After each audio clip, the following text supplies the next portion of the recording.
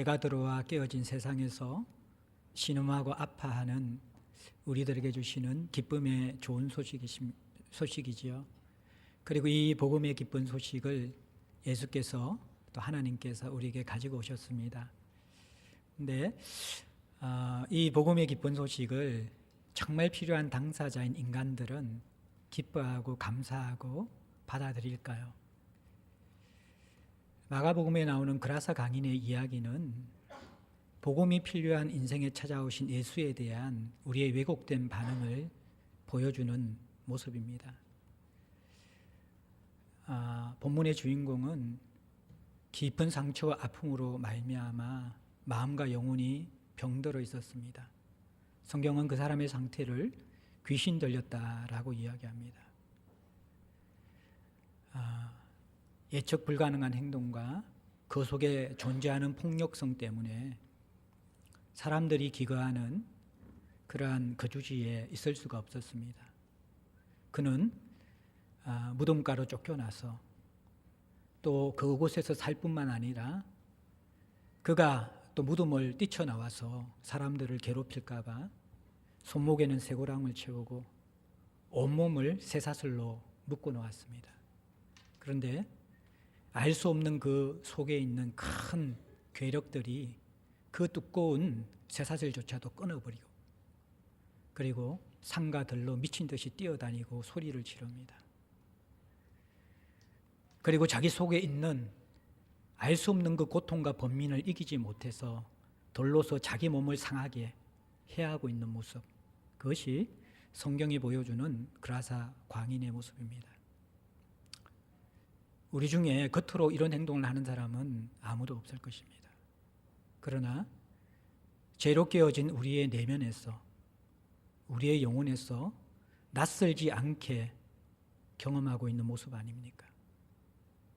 많은 사람들 속에 살아가는 것 같지만 우리는 무덤 속에 살아가는 것처럼 외로움과 어두움을 경험하고 있습니다. 속에서는 비명소리와 같은 알 수 없는 분노와 소용돌이치는 정서가 존재하고 있습니다. 안정감이 없죠. 산과 들로 무덤 사이로 뛰어다니는 이 그라사 강인처럼 우리의 영혼과 마음은 안정감이 없습니다. 심지어 우리는 다른 사람이 우리를 공격하지 않더라도 우리 스스로가 우리를 공격할 정도로 우리의 내면은 무너져 있고 왜곡되어져 있습니다. 죄로 깨어진 복음이 필요한 인간 내면의 실존을 성경은 너무나 우리에게 공감되도록 그라사 광인의 모습을 통해서 표현해 주고 있습니다. 이 하나님의 잃어버린 형상, 그것 때문에 신음하고 있는 귀한 영혼을 예수께서 찾아오셨습니다. 그리고 이 사람을 치유하려고 하십니다. 그때 그라사 강인이 어떻게 반응하는지 아십니까? 큰 소리로 높여 외치면서 지극히 높으신 하나님의 아들 예수여. 너무나 정확한 신학적 표현이죠. 그런데 그 다음 이어지는 이 사람의 표현은 나와 당신이 무슨 상관이 있습니까? 그리고 또 이어서 하나님께 맹세하여서 더 이상 나를 괴롭게 하지 마옵소서. 이것도 놀라운 신학이죠. 하나님 앞에 맹세한 것은 지켜야 하는데 내 삶에 개입하여서 나를 괴롭게 하지 말라라고 이야기합니다.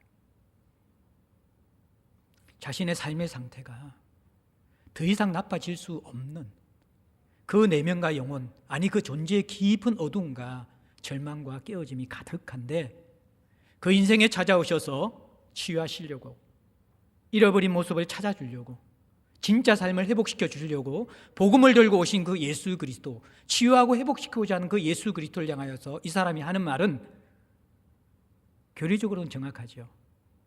지극히 높으신 하나님의 아들이요. 그런데 그 하나님의 아들이 나와 당신이 무슨 상관이 있습니까? 머리에 머물러 있는 신앙, 교리적인 것이 자신의 상관은 아무런 관계가 없는 분리된 것입니다. 그리고 왜 나를 괴롭게 하십니까? 당신이 내 인생에 들어오시는 이유는, 당신이 내 인생에 더 가까이 다가오시는 이유는 사실은 이 처참하고 힘든 내 모습을 보면서 사랑하기 위해서가 아니라 더 비참하게 만들기 위해서 오는 것 아닙니까? 지금도 충분히 삶이 힘들고 어렵고 비참한데 더 이상의 그 어떤 고통을 주시려고 합니까? 이것이 그라사 강인이 자신을 사랑하시는, 치유하시려고 하시는 예수에 대한 반응이었습니다. 왜 그랬을까요? 그가 입으로 고백하고 있던 교리적인 지식과 다른 마음속에 왜곡된 하나님의 이미지가 있었기 때문이죠. 여러분들 속에 있는 하나님은 어떤 분이십니까? 여러분들이 느껴지는 하나님은 어떤 분이십니까? 어떤 사람들은 수학 단어처럼, 이 영어 단어처럼, 수학 공식처럼 느낌 없는 하나님. 예배 드릴 때 잠시 생각나지만 일상 속에서는 아무런 관계도 없고 느낌도 없는 그러한 하나님일 수 있습니다. 어떤 사람들은 평상시에는 별로 관계가 없지만 어렵고 힘들 때만 간절하게 찾는 산신령 같은 하나님, 요술램프 같은 하나님, 그런 하나님일 수 있습니다. 그런데 어떤 사람, 많은 사람들에게는, 특별히 신앙생활을 오래 한 사람들에게 하나님은 별로 가까이 하고 싶지 않는, 불편하고 부담스럽고 두려운 하나님일 경우가 많이 있다라는 것입니다. 하나님은 내가 좋아하는 것은 다 빼앗아 갈 것 같아요. 왜냐하면 나는 하나님보다 사랑하는 것이 더 많이 있거든요. 하나님은 내 인생을, 내 삶은 조소하는 삐딱한 눈초리로 보고 계실 것 같아요. 왜냐하면 내 삶은, 내 신앙은 하나님의 기준을 별로 만족시킨 적이 없기 때문이죠. 저는 그분께 내 삶을 진심으로 맡길 수가 없어요. 왜냐하면 그분은 지금껏 내게 관심이 있다라는 표현을 주신 적도 없고 내 삶을 도우신 적도 없기 때문이죠. 많은 사람들은 신앙생활, 종교생활을 하지만 하나님을 모르거나 하나님을 안다고 하지만 그것이 성경이 이야기하는 하나님이 아니라 왜곡된 하나님의 이미지를 가지고 신앙생활을 하고 있습니다. 어느 날 한 친구가 C.S. 루이스를 찾아왔습니다. C.S. 루이스는 여러분이 잘 아는 것처럼 나니아 연대기라는 소설책을, 판타지 소설책을 지은 사람이고 또 순전한 기독교라는 탁월한 기독교 변정서를 지은 사람입니다. 그 친구가 루이스에게 이렇게 질문합니다. 하나님을 사랑한다라는 것 너무 어렵지 않아? 하나님을 사랑한다는 것은 쉬운 일이 아니야. 그러니까 C.S. 루이스가 이 친구에게 어떻게 대답한 줄 아십니까? 사랑하고 있는 사람에게는 쉬운 일이지. 사랑하고 있는 사람에게는 참 쉽지. 신앙생활이라는 것은 하나님의 사랑을 우리가 먼저 받아서 누리고 그리고 하나님을 사랑하는 것이 신앙생활의 전부입니다. 그런데 사랑하고 있지 않는 사람들에게는 신앙생활처럼 어려운 것이 없죠. 사랑하지 않는 사람, 그 사람이 우리에게 지시하는 요구사항과 의무조항들, 그것을 인생의 무거운 짐을 끌어안고 꾸역꾸역 모태신앙이기 때문에, 또는 내가 사랑하지는 않지만 이것이 옳다고 여겨지기 때문에 그렇게 그것을 준수하면서 살아가는 종교생활, 그 안에는 진정한 생명과 풍성함이 없는 것이죠. 야고보는 1장 시험의 주제를 쭉 다루면서 이제 이 시험의 주제를 결론 지으면서 결국 이 시험의 핵심, 지난 시간에 이야기한 것처럼 우리가 시험 받을 수 있고 시험에 무너질 수 있지만 시험으로 인하여 회복되지 않고 더 절망의 나락으로 떨어지는 중요한 이유 가운데 하나는 왜곡된 하나님에 대한 이미지. 하나님이 우리를 시험하시는 분이고 하나님을 우리를 넘어뜨리는 분이시고 하나님이 우리를 절망으로 떨어뜨린 분이라는 그 책임 전가하는 그 하나님의 이미지에 대한, 하나님에 대한 왜곡된 관점들, 그것이 결국에는 우리가 시험에서 무너지게 하고 일어서지 못하게 하는 중요한 요인이라고 이야기했습니다. 그런데 단순하게 왜곡된 하나님의 이미지는 시험에서 일어나지 못하는 그 부분에만 한정된 것이 아니라 신앙생활 전반의 건강성과 생명력의 중심에 위치한 문제가 바로 내가 만나고 누리는 하나님이 누구인가, 이 문제에 달려있다는 것입니다. 원래 저는 이 본문을 지난주에 같이 조금 뒷부분에 연결해서 다루려고 하다가 묵상하면 묵상할수록 이것이 너무나 중요한 우리의 신앙의 문제라는 것을 느끼게 되었습니다. 그래서 짧은 3절이지만 이 말씀을 따로 다루기로 했습니다. 그래서 처음에 하나님에 대해서 우리가 나눈다라는 것은 정말 힘들고 어려운 일이고 쉽지 않는 것입니다. 제가 설교를 준비하면서도 처음엔 조금 제가 후회를 했습니다. 지난주 다룰 걸. 이 짧은 3절을 가지고, 그것도 16절 빼고 나서 17절, 17절 그 두 절을 가지고 어떻게 설교를 다 할까? 그런데 본문을 꼭 씹으면서 묵상하고 보니까 다음 한 주 더 다뤄야 되지 않을까 싶을 정도로 나눌 이야기가 너무너무 많은 것이죠. 제가 절제하고 이번 주만 다루도록 하겠습니다. 야고보가 먼저 16절에 이제 전문맥과 후문맥을 연결시키면서 속지 말라라는 권면을 하는데, 첫 번째 어떻게 이야기합니까? 내 사랑하는 형제들아. 그냥 사랑하는 형제들아 이것도 아니고요, 내 사랑하는 형제들아. 분명한 주어가 있죠. 하나님이 사랑하는 형제도 아니고 다른 사람이 사랑하는 형제도 아니고 내가 진심으로 사랑하는 형제들아. 그러면서 권면을 시작합니다. 야고보의 권면은 왜곡되고 잘못된 신앙 관점을 가지고 있는 지체를 돌이키려고 하는 권면이거든요. 특별히 우리가 사람들을 돌이키려고 하는 권면, 그게 배우자이든지 자녀이든지 아니면 신앙의 지체들이든지 아니면 직장의 동료든지 간에 이것은 쉽지 않는 것입니다. 사랑이 없으면 시도도 하지 않는 것이 어떻게 보면 사람들을 돌이키려는 것입니다. 사랑이 있어야만 이것이 시도가 되죠. 그리고 또 사랑이 있어야지만이 겨우 그 사람이 들을 수 있는 것입니다.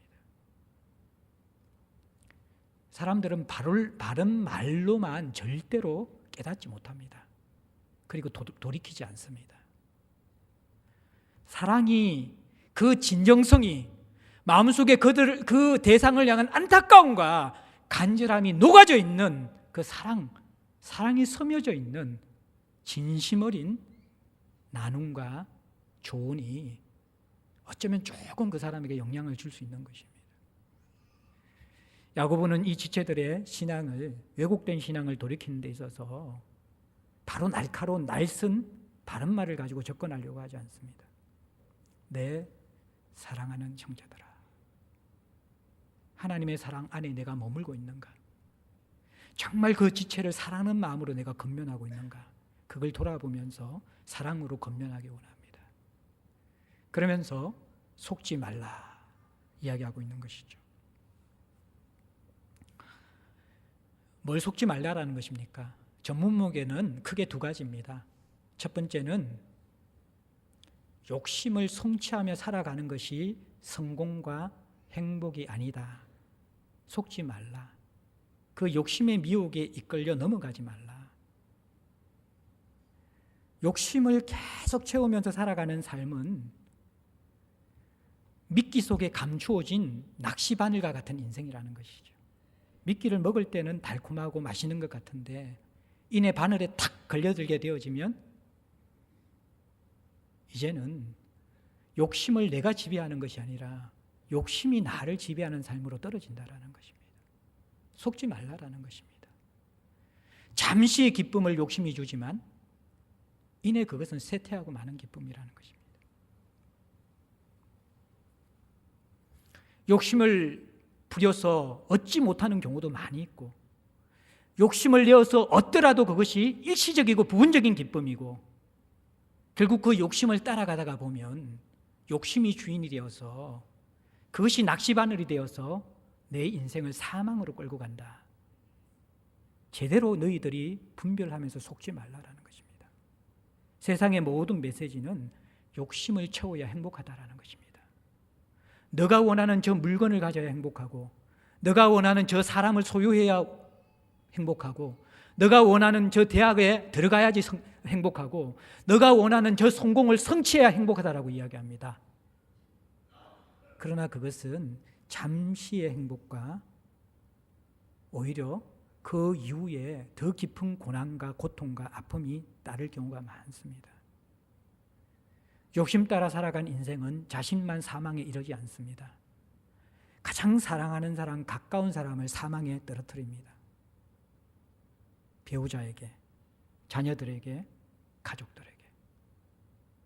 말은 열심히 살고, 말은 열심히 돈을 벌고, 말은 열심히 성공하고 싶으면서 그 이유는 사랑하는 가족을 위해서, 아내를 위해서, 자녀를 위해서라고 이야기하는데, 그 결과 아내와 자녀와 가까운 가족과 친구들이 가장 비참하게 되는 것이 욕심의 미끼를 물고 끊임없이 만족하지 못하고 폭주기관차처럼 달려가는 인생의 결말이라는 것들, 우린 세상 살아가면서 보는 것이죠. 속지 말라라는 것입니다. 또 하나 속지 말아야 될 것들은 오늘 본문이 다루는 더 중심적인 주제, 하나님은 우리 인생에 도움이 되기보다도 하나님은 우리 인생을 망가뜨리는 분이라는 착각.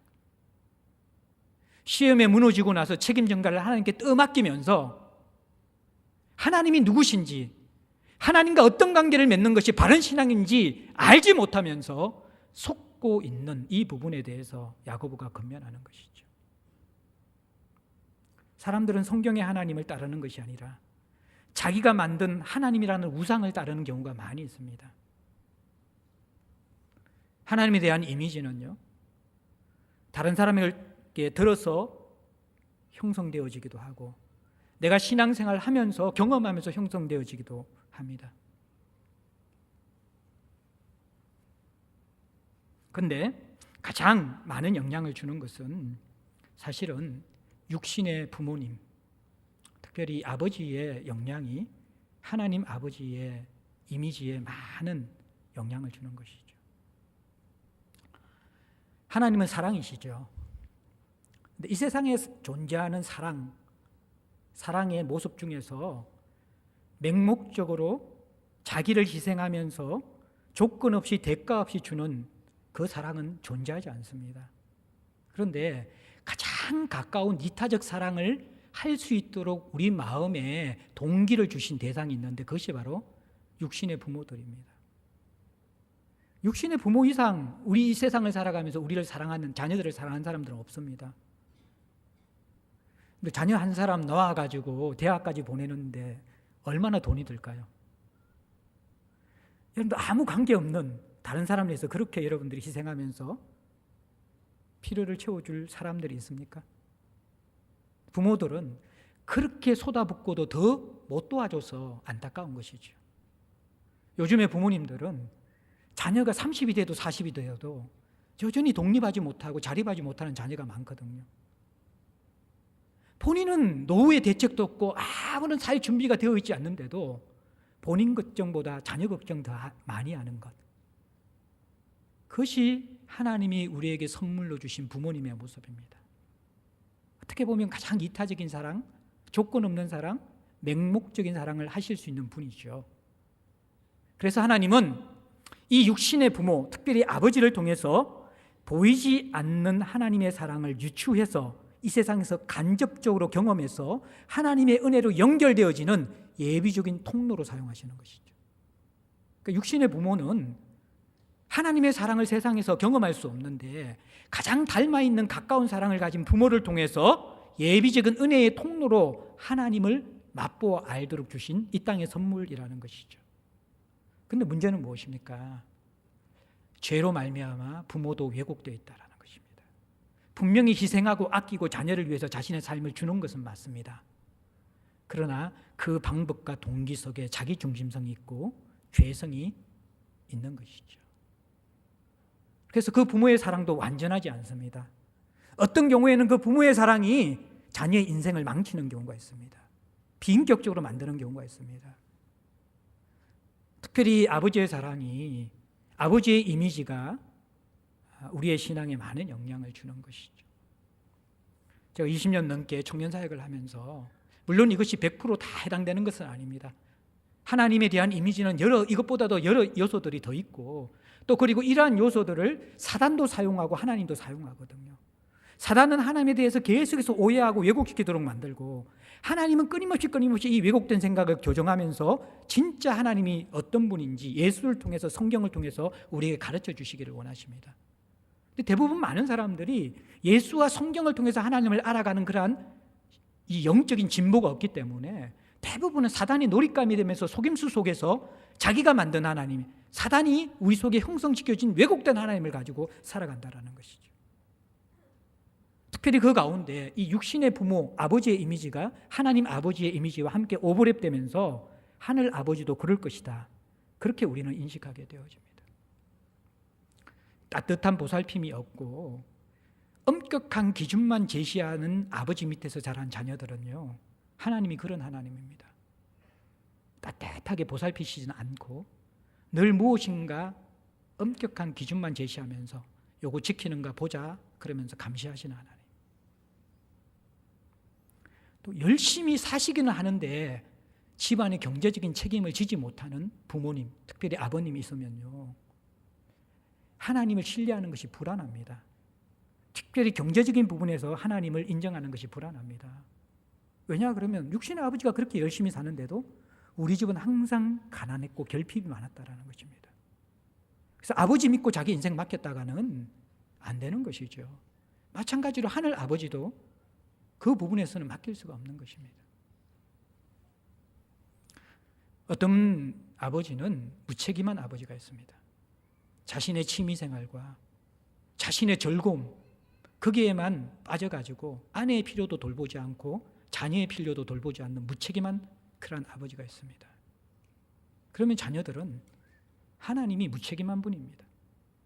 하나님을 우리 인간을 유의의 대상으로 삼으시면서 자기의 기쁨을 위해서 우리를 조종하시기는 하시지 정말 우리를 위해서 희생하시고 헌신하지 않는 하나님입니다. 완전주의 하나님, 결코 칭찬하지 않는 아버지.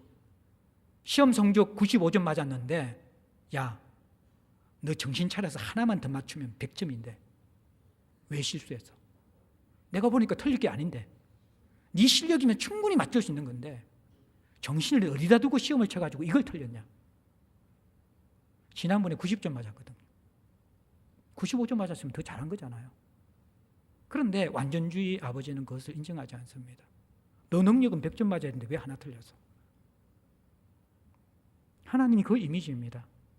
야, 너 더 열심히 봉사할 수 있는데 그거밖에 못해? 내가 너에게 준 사랑이 그거밖에 안 돼? 우리도 알지 못하는 사이에 이 육신의 아버지의 개념들이 하나님의 아버지의 개념과 오버랩되어 있는 경우가 많이 있다는 것입니다. 그래서 야고보는 속지 말라라고 이야기합니다. 진짜 하나님이 아니라는 것입니다. 성경의 하나님이 아니라는 것입니다. 그라사 강인이 가지고 있는 이 왜곡된 하나님의 이미지가 그 사람에게만 있는 것이 아니라 오늘날 교회 안에 수많은 사람들에게도 이 하나님에 대한 왜곡된 이미지가 있기 때문에 신앙생활을 하면서도 행복과 즐거움이 별로 없는 것이죠. 사랑하는 성도 여러분들, 이미 사랑하고 있는 사람들에게는 신앙생활이 너무 쉽고 좋은 것이지만요, 하나님의 사랑을 받지 못했고 사랑의 관계 속에 있지 않는 사람들의 신앙생활은 결코 행복하지 않습니다. 자기의 의지가 바닥날 때에, 자기의 삶의 환경이 바뀔 때에 언제나 무너질 수 있는 것, 종교생활이라는 것이죠. 속지 말라고 야고보가 권면합니다. 그러면 이제 17절과 18절의 야고보는 성경의 진짜 하나님이 누구신가, 어떤 분이신가, 그것을 우리에게 가르쳐 주는 것이죠. 성경에서 이야기하는 하나님은 어떤 분일까요? 중간 부분에 빛들의 아버지 이렇게 이야기합니다. 빛들의 아버지라는 것은 창조주라는 그러한 표현입니다. 창세기 1장에 보면 태초에 온 세상이 흑암 가운데 공허하고 혼돈이 가득할 때에 천지를 창조하실 때 하나님이 첫 번째 하신 일이 무엇입니까? 빛이 있으라. 빛이 있으라. 이 빛의 개념은 천지 창조의 개념이거든요. 그러니까 천지를 창조하신 창조주 하나님이라는 것입니다. 그리고 이 빛의 개념은 어둠과 반대되는 거예요. 성경적 어둠은 악함과 추함이에요. 악하고 추하고. 그런데 성경적 빛은 이것은 선함과 아름다움이라는 것이죠. 창조주이신데 어떤 창조주요? 선하고 아름다운 창조주. 악하고 추한 분이 아니라 선하고 아름다운 창조주가 하나님이시라는 것이에요. 그런데 하나님이 창조한 것을 보십시오. 정말 선하고 아름다운 건 맞습니까? 봄이 되면 여러분들 조금만 바깥에 나가면 허드러진 들꽃을 보십시오. 성경은 그 솔로몬, 어떻게 보면 이스라엘 역사상 가장 부유한 왕이었던 솔로몬이 입은 옷, 오늘 뭐 우리 말 완전 명품 옷이겠죠. 프라다가 명품, 제가 잘 몰라. 어쨌든 그 옷보다 훨씬 더 아름다운 것이 무엇입니까? 하나님께서 들풀에 핀 그 꽃에 입히는 아름다움이라는 거예요. 백합화의 아름다움이라는 거죠. 얼마나 아름답습니까? 제가 가끔씩 이렇게 지방으로 한번 이렇게 봄에 나갈 때 차를 타고 고속도로를 가다 보면요, 먼 산에 그 진달래의 색과 연하게 솟아오르는 그 연한 초록의 그 빛깔들과 노란 개나리 이런 것들이 막 합쳐져 가지고 막 쫙 가는데 그 어떤 멋들어진 화가도 그 아름다움을 흉내낼 수 없을 것 같아요. 얼마나 아름답습니까? 하나님이 주신 생명은 이 자연뿐만 아니라 이 인간의 생명에도 있거든요. 어린아이 한번 보십시오. 천진난만한 어린아이. 물론 그 아이도 조금만 크면 죄성이 묻어나오고 죄인이 다 느끼게 되는데, 근데 이 어린아이 태어날 때 얼마나 이쁩니까? 예. 여러분들 이게 대화가 없는 가정 많잖아요. 명절 되면 TV 켜놓고 음식만 먹으면서 대화가 없는 가정. 근데 그 가정에 대화가 시작될 때가 언제인지 아십니까? 갓난아이가 있으면요. 그 무뚝뚝한 그 할아버지가 막 좋아서 기뻐서 어쩔 줄을 몰라요. 남자가 늦게 철드는 게 자기 자식 태어날 때는 그렇게 안 기뻐해요. 예? 늙어서 이제 할아버지 되고 나면 아내가 그렇게 고생하면서 애 키울 때는 그게 이쁘고 귀여운지 모르고 이제 잠 못 잔다고 짜증만 내던 사람이 가리 늦게 철들어서 이제 손자 태어나면 너무너무 행복하고 좋아하죠. 대화하죠. 아이의 그 순진난만하고 아름다운 그 모습을 보면요, 가정이 아름다워져요. 생명의 아름다움이죠. 하나님이 창조한 예술품은 또 얼마나 아름답습니까? 저는 한 번씩 바흐의 음악을 들으면요, 정말 이렇게 마음속에 막 벅찬, 하나님 이것도 선물로 주셨네, 그런 감사가 들 때가 있어요. 내 남편 바흐라는 그 옛날에 그 샘트사에서 나온 책에 보면요, 그 아내가 지었다라고 하지만 실제로는 아내가 아니라 다른 작가가 지은 책인데, 거기에 보면 바흐가 한 번씩 작곡을 하기 위해서 자기 방에 들어가면 이틀씩 3일씩 두문불출한대요. 그러면 이 아내는 그 음식만 넣어주고 그렇게 하는데, 한 3, 4일 지나고 나서 작곡을 다 끝나고 나서 이 곡을 만들고 나서 문을 탁 열고 나오는데, 그 아내의 고백이 남편의 얼굴을 볼 때에 모세가 시내산에서 내려오는 것 같았다. 모세가 십계명을 받고 시내산에서 내려온 것 같았다는 거예요. 무슨 말이냐 그러면, 이 바흐는 성가곡을 많이 지었거든요. 이 칸타타 같은 걸 많이 지었는데, 근데 그 곡을 작곡하면서 그 하나님의 임재 속에서 세상을 아름답게 창조한 그 예술의 주인이 되시는 하나님의 그 임재 속에서 노래를 만든 거죠. 그러니까 그 시간이 그의 예배의 시간이에요. 하나님과 연합되는 임재의 시간이에요. 2, 3일 동안 그 하나님 속에 깊이 잠겼다가 딱 나오는데 하나님의 얼굴을 보는 것 같았다. 예. 바흐의 음악을 들으면 정말 그 하나님의 아름다움이 느껴질 때가 있어요. 시도 그렇잖아요. 시. 제가 목요 성경 공부하는 우리 팀들 50대, 60대 분들인데, 이분들이 또 이제 갑자기 감수성이 막 발달되시면서 시에 완전히 꽂혀가지고 시를 막 올리시더라고요. 아직까지 저는 그 수준이 안 돼서 좋다라는 것은 이렇게 느끼는데, 그 절제된 시의 표현, 너무나 아름답잖아요. 길게 줄줄줄줄게 설명하는 것보다도 딱 한 문장 절제된 그 표현 속에서 정말 임팩트가 있고 아름다움이 있잖아요. 그러니까 이 모든 아름다움을 정말 하나님이 창조하셨다라는 거예요. 근데 여기에 또 야고보가 어떤 표현을 하냐 그러면 빛들의 창조주가 아니라 빛들의 아버지라는 거예요. 하나님이 어떤 분이냐 그러면요, 이 피조세계, 인격이 없는 피조세계도 하나님은 인격적인 아버지가 되셔서 돌보시는 분으로 야고보가 설명하는 거예요. 예? 온 천지의 창조인 아버지는 폭군처럼 군림하고 비인격적인 분이 아니라 선하고 아름다운 당신의 성품을 쫓아서 온 세상과 생명을 창조하시고 천지 만물의 아버지가 되시거든요. 인격적인 분이 되시는 거예요. 근데 이게 18절에 클라이막스로 가면서요, 또 다른 아버지의 표현이 나와요. 더 감격적인 아버지의 표현이 나오는데 그것 조금 이따 살펴보기로 하고요. 그 다음에 야고보가 이 빛들의 아버지가 우리를 위해서 어떤 일, 이 피조세계에 어떤 일을 하시냐 그러면요, 17절에 보십시오. 온갖 좋은 은사와 온전한 선물이 다 위로부터 온다는 거예요. 이 은사와 선물, 이것은 같은 의미입니다. 하나님이 주시는 좋은 것이에요. 그러니까 반복 표현을 통해서 하나님은 정말 풍성하게 주시려는 분이라는 것을 강조하고 있는 것이죠. 그런데 하나님이 주시는 것은 여기에 보면요, 좋은 것이고 온전한 것이라는 거예요. 자, 세상에서 욕심으로 취하는 것은요, 반쪽짜리입니다. 누군가에게는 좋지만 누군가에게는 나쁜 것이고요, 그것은 일시적이고 부분적이기 때문에 온전하지 않는 것입니다. 세상에 그 어떤 것들을 얻고 누리고 성취하더라도 영원한 것 보셨습니까? 온전한 것 보셨습니까? 다 일시적이고 부분적입니다. 근데 세상에 좋은 것의 함정은 뭐냐 그러면요, 모든 사람에게 선하고 좋은 것이 아니라는 것입니다. 세상에 좋은 것은 있잖아요, 한정이 되어 있어서 누가 가지면 누구는 빼앗기게 되어져 있습니다. 그래서 반쪽짜리 좋은 것이 되는 거예요. 어떤 친구가 대학에 들어가면 어떤 친구는 떨어집니다. 어떤 친구가 직장에 들어가면 어떤 친구는 떨어집니다. 세상에 좋은 것들은 모두가 다 소유하고 가질 수 있는 좋은 것은 실제로 별로 없습니다. 그런데 하나님이 주신 좋은 것은요, 모든 사람이 가져도 부족함이 없는 좋은 것입니다. 그런데 이것은 값으로 살 수 없는 선물로 주신 좋은 것이라고 이야기해요. 요즘 미세먼지 때문에 우리가 고통당하잖아요. 우리가 애국가 부르면서 가을 하늘 공활 하는데 그 노래 불렀는데, 이 미세먼지가 있는 나라에서 살 줄은 저는 어렸을 때 생각도 못 했습니다.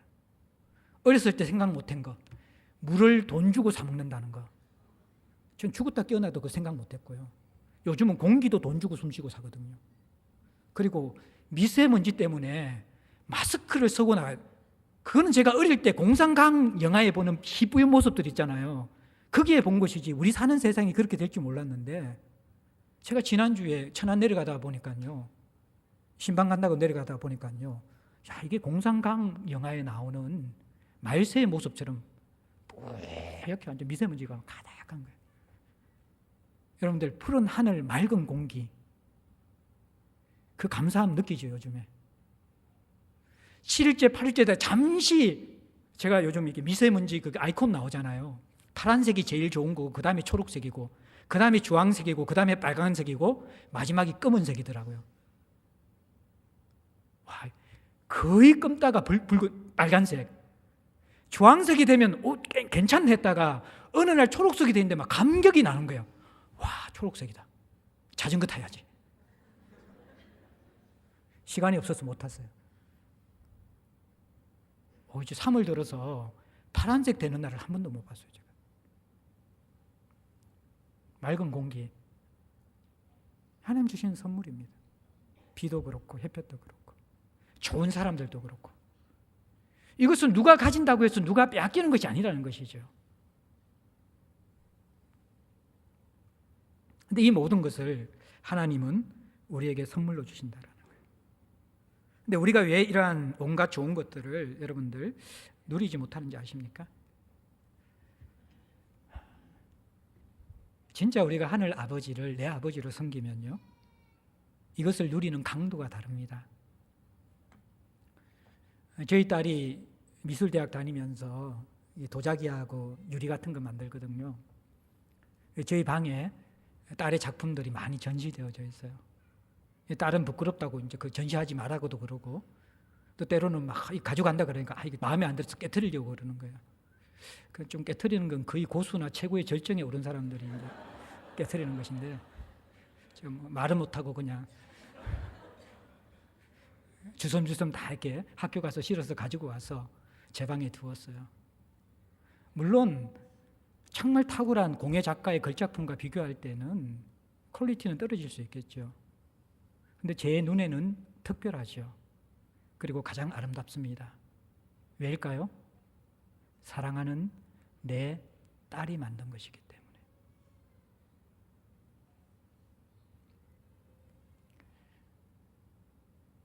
사랑하는 우리 아버지가 나를 위해 만든 것을 보는 것하고 쇼 윈도우에 있는 다른 사람의 전시품을 보는 것하고 감동이 똑같을까요? 천지 차이인 거예요. 우리가 하나님이 주신 좋은 것들을 누리는 정도는요, 하나님이 얼마만큼 내 아버지가 되시는가, 그 수준에 달려있는 것입니다. 온갖 좋은 것들을 주셨는데 남의 것이죠. 남의 집에 있는 물건 아무리 좋아도 거기에 대한 감흥이 없죠. 내 아버지, 나를 위해서 주신 것, 그게 감동스럽죠. 똑같은 옷이라도 사랑하는 내 아내가 입은 옷은 그건 더 이쁘고 더 가치 있는 것이죠. 아닌가요? 반대인가요? 진짜잖아요. 그렇게 되는 거예요. 제가 하나님 인격적으로 큐티하면서 만나고 호세아 큐티하고 그 영남대학교 제2도서관을 나오는데 늘 보았던 가을 하늘이 다르게 보여요. 코스모스가 달라진 거예요. 부는 바람이 달라지는 거예요. 하나님이 창조한 피조세계에 얼굴이 있는 거예요. 표정이 있는 거예요. 느낌이 있는 거예요. 이전에는 아무런 느낌 없던 제게 하늘이 내게 말을 걸어오고 바람이 나에게 노래를 하고 꽃이 나를 보면서 손을 흔들고 있는 거예요. 제가 미친 것일까요? 어떻게 이런 일이 일어났을까요? 하나님이 사랑하는 내 아버지가 되니까 그 사랑하는 아버지가 나를 위해 창조한 모든 세상이 내가 누리는 즐거움과 기쁨이 되는 것이죠.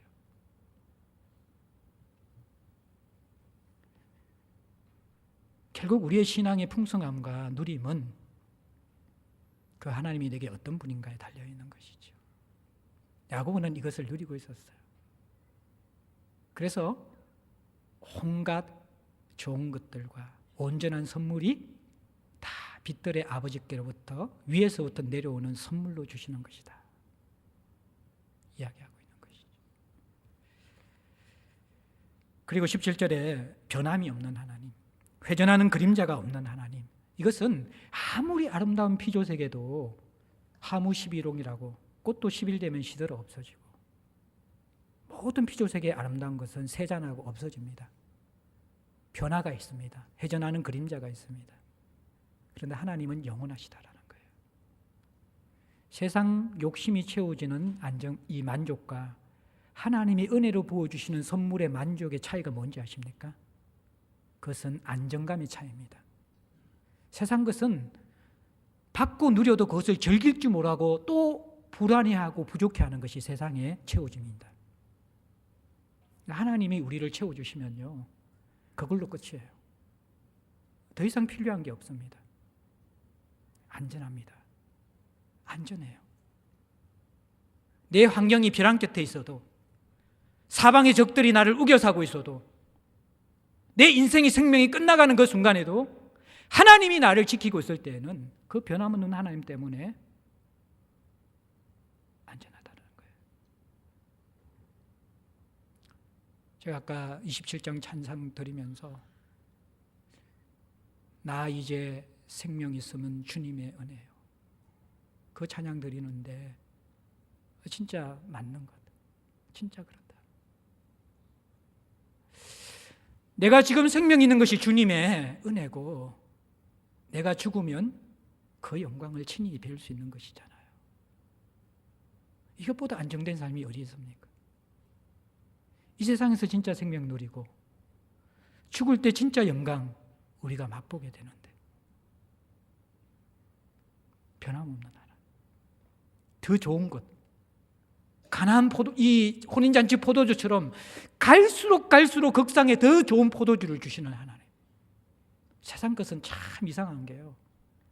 채워도 부족함만 느끼는데 하나님 나라와 복음은 갈수록 좋아지는 거예요. 최상품이 되는 것이죠. 이것처럼 불변하고 안전하고 온전한 것이 어디 있습니까?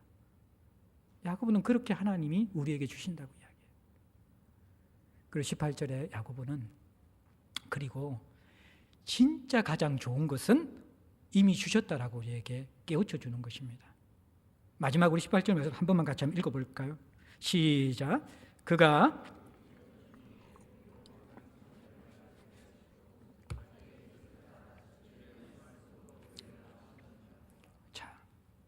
여러분들 18절의 말씀은 뭐냐 그러면요, 하나님이 우리를 낳으셨다라는 거예요. 이건 과거형이거든요. 이미 가장 좋은 것을 주셨다라는 것이죠.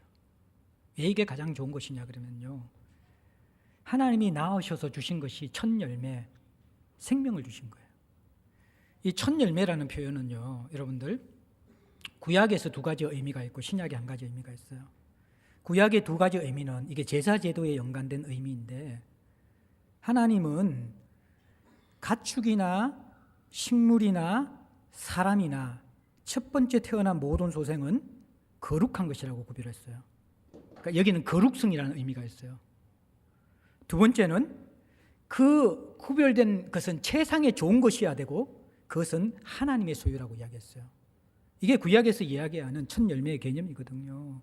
하나님이 우리를 낳으셔서 첫 열매가 되게 하셨는데, 이것은 다른 생명, 새 생명이 되게 하셨는데, 본래 우리는 부패한 애성품, 죄성을 가지고 있잖아요. 근데 이 첫 열매는 거룩한 것이에요. 하나님 앞에 거룩성이라는 거예요. 그리고 우리가 예수 밖에 있을 때는 우리는 누구의 소유였어요? 공중의 권세 잡은 자의 소유였어요. 그런데 우리를 하나님의 소유라고 인쳐주시는 거예요. 이게 구약의 첫 열매의 의미입니다. 너는 이제 거룩한 자이고 내 거다라는 거예요. 첫 열매가. 그리고 신약의 개념은 무엇입니까? 예수께서 부활의 첫 열매가 되시면서 예수를 통해서 거듭난 모든 우리가 이러한 첫 열매에 동참해서 같이 경험하는 것. 여기에 첫 열매는 부활 생명입니다. 이 세상에서 주지 못하는 그리스도와 함께 죽고 살아나서 하늘의 새 생명을 얻고 하나님을 먹고 마시고 누리는 영생의 생명, 참된 생명, 부활의 생명을 의미하는 것이죠. 이것을 우리에게 주셨다라는 것입니다. 자, 이게 왜 이미 주신 선물이고 가장 좋은 선물이냐 그러면요, 우리 인생의 행복은 외부에 있지 않습니다. 왜 시험에 빠지고 무너지는지 아십니까? 내 마음이 썩어 있고 부패했기 때문에 그렇습니다. 아무리 좋은 것이 들어와도 내 속이 썩어 있기 때문에 시간이 지나면 다 썩게 되어 있습니다. 다 부패되게 되어 있습니다.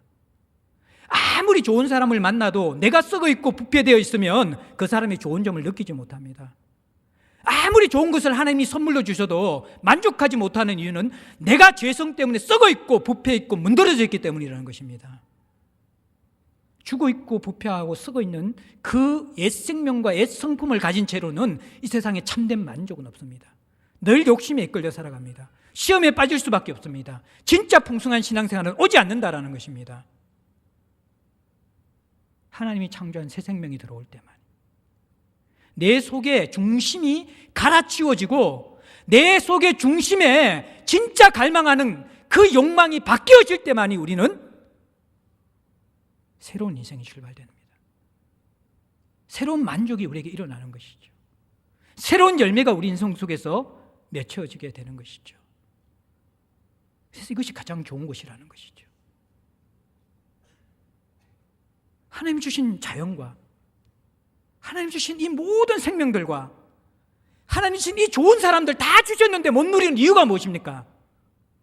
내가 쓰고 있고 부패 있는 것이죠. 내가 죄인인 것이죠. 내가 마음이 뒤틀려 있고 꼬부라져 있는 것이죠. 그 어떤 거 퍼부어 주어도 이런 사람들은 인생에 만족이 없습니다. 근본적인 치유가 뭡니까? 첫 열매 되시는 예수를 통해서 우리가 그 첫 열매의 생명에 참여하는 것입니다. 하나님의 소유가 되는 거예요. 거룩해지는 거예요. 우리의 영역이 바뀌어지게 되어지고, 우리를 통치하는 분이 바뀌어지게 되어지고, 우리의 속성이 바뀌어지게 되어지고, 우리의 삶의 중심적인 질이 바뀌어지는 것, 새 생명이 들어와야 되는 것입니다. 그런데 이것을 하나님은 이미 주셨다는 것입니다. 어떻게? 자기의 뜻을 따라 진리의 말씀으로. 말씀이 들어와서 허물과 죄로 죽었던 우리들은 못 깨달아요. 내가 어떤 사람인지. 빛이신 진리의 말씀이 너 죄인임을 깨닫게 해주셔야 깨닫는 거예요. 그 깨달았다고 하더라도 우리가 회개하지 않아요. 하나님이 은혜를 주셔야지 우리의 마음이 돌이켜지는 거예요. 돌이켰다고 예수를 쉽게 믿습니까? 예수를 구주로 믿는 것도 성령의 도움 없이는 안 되는 것입니다. 그 성령께서 말씀을 사용하셔야지 우리가 자녀로 거듭나고 그 자녀로서 인쳐지는 것이죠. 자기의 뜻을 따라 진리의 말씀으로 우리를 낳으셨느니라. 어떻게? 예수께서 부활의 첫 열매가 되시고 우리도 첫 열매에 동참하게 하시려고. 그러면서 이 말씀은 또 어떤 위로가 되어집니까?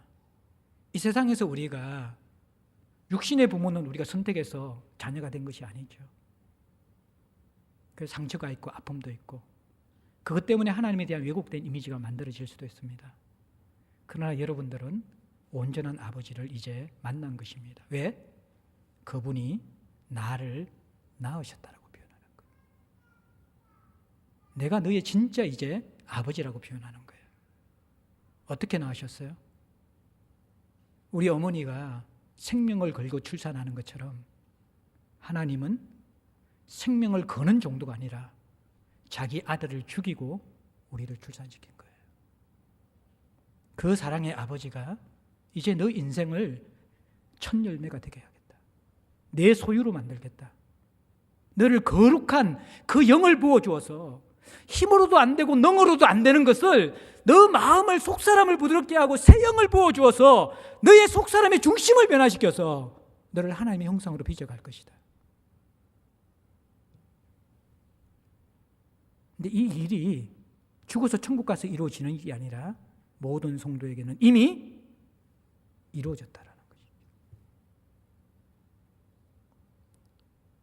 너희들은 이미 다 받은 자들이라는 것입니다. 예수의 생명으로 다시 태어난 자들이라는 거예요.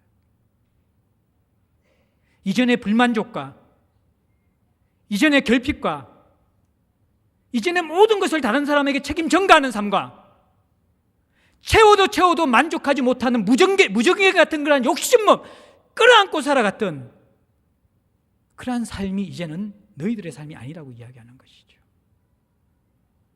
이미 이루어졌다라고 이야기합니다. 영역이 바뀌어졌고 새 생명이 들어갔고 내가 너를 낳았다라고 이야기하는 거예요. 사랑하는 성도 여러분들, 하나님을 사랑하고 하는 신앙생활은 참 쉬운데 하나님을 모르고 하는 신앙생활은 참 힘들죠.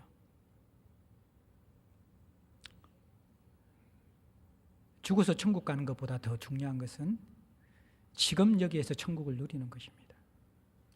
지금 여기 임한 하나님 나라의 온갖 좋은 것들을 여러분들이 누리는 것입니다. 사랑하는 성도 여러분들, 자녀가 있잖아요. 자기 스스로 인생을 이끌어갈 수 없는 자녀가 부모에게 도움과 사랑을 받는 게 정상이잖아요. 자녀는 도움과 사랑을 받고 나서 장성해야지만이 그 다음 부모의 필요를 채워줄 수 있고 섬길 수 있잖아요. 우선이 뭡니까? 부모의 사랑을 먼저 받고 누리는 것입니다. 근데 부모의 사랑을 받고 누리지도 못하는 자녀가 너무 일찍 철이 들어가지고 부모님 힘드니까 사랑은 안 받으려고 하고 자기가 모든 부모를 대신해 주려고 그러고 부모 일을 책임지려만 하는데 능력도 안 돼. 부모가 어떤 자식 좋아하겠습니까? 어떤 자식 좋아하겠습니까? 신앙생활을 이렇게 하는 사람들이 너무 많다라는 것이죠. 우선순위는 우리가 하나님을 알아야 돼요. 잘못된 하나님의 개념들을 깨트려야 돼요. 여러분들이 말씀 속에서 정말 하나님의 생명 속에 있는 지체와의 교제 속에서 빛이신 하나님과 성령의 도우심이 없으면요, 거기에서 믿음의 진보가 일어나지 않으면 대부분 사람들은 하나님이라는 우상을 자기가 만들어서 신앙생활을 하고 있는 거예요. 거기에서 아무리 열심을 내어도 그것은 하나님을 기쁘시게 할 수가 없고 자기 인생도 기뻐지지 않습니다. 하나님을 아는 지식에서 자라가는 것이 우선이에요. 거기에 천착해야 돼요. 그리고 또 하나, 내가 지금 느껴지지 않고 체험이 없는 것은 나중 문제예요. 먼저는 여러분들이 진리를 붙잡고 살아가야 돼요. 사람이 진짜 본 마음을 알고 인격적인 깊은 관계로 들어가는 게 한 방이 됩니까? 한 방에 뿅 가는 그 사랑은 사랑일 수도 있지만 쏘글 수 있는 사랑이고, 시간과 시험과 환경의 시험을 거치지 않는 거란 피상적인 사랑이에요. 하나님 사랑도 그렇게 되는 게 아니라고요. 한 방에 기적이 일어나고 한 방에 뭔가 뒤집어지면서 모든 것이 채워지는 것이 하나님의 사랑이 아니에요. 진짜 사랑은요, 시간을 거쳐야 돼요. 갈등도 거쳐야 돼요. 긴 침묵기도 있어야 돼요. 그러면서 그 모든 시간과 시험의 역경을 이기고 나서 그 존재의 밑바닥 속에서부터 알아가면서 신뢰하면서 연합되는 것, 그게 인격적인 사랑 아닙니까? 그것이 부부의 사랑이고 그것이 하나님과 우리와의 사랑이라는 거예요.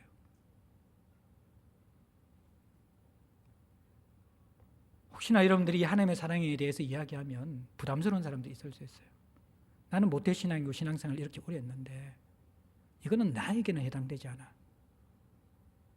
그게 사단의 공격이라니까요. 여러분에게 해당되지 않는 하나님의 사랑이 어디 있습니까? 그라사 강인을 찾아오셨고, 삭개오를 찾아오셨고, 우물가 수가성 여인을 찾아오셨고, 문둥병자를 찾아오신 그 예수의 사랑이 하나님의 사랑인데, 여러분이 하나님의 사랑의 대상이 아니면 누가 하나님의 사랑의 대상입니까? 시편 103편에 보면 하나님은 천지를 살피시면서 그 높으신 하나님이 먼지 같고 티끌 같고 구름더미에 앉아있고 아이를 잉태하지 못해서 그 고대 당시에서 천시받던 그 여자들을 살피시고 계시고, 그들을 먼지덩이에서 일으켜 세우시고 그들에게 생명을 주시고 아들을 주시면서 기쁨으로 존귀케 하시는 그분이 하나님이라고 이야기하고 있습니다.